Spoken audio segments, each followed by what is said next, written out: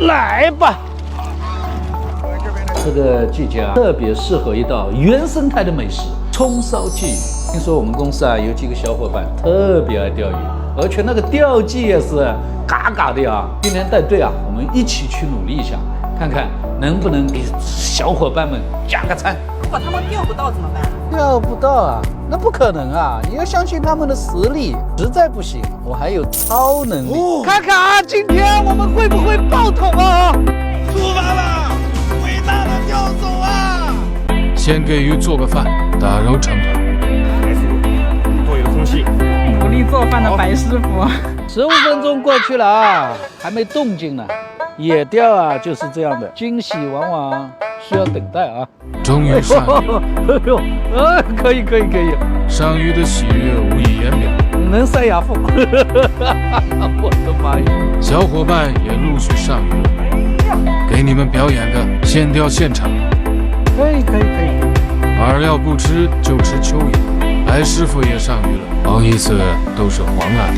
这个上午的战绩了得啊！你看呐、都把人家一家3口都端了吧？我没想到钓鱼这么复杂啊！我以为来了就提着桶就可以满载而归了吧？我怎么发现那个浮标下去了？动了！哎呦！这个是最大的一个了。最大一个。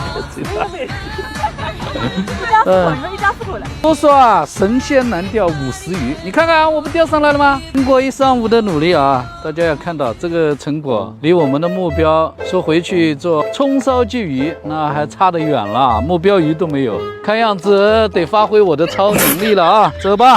野钓不行，那就上鱼塘。一个下午的战果，不是小杂鱼就是大虾，结果就是鲫鱼，找堂主买鱼。只要鲫鱼，来吧。一样，这也算满载而归了。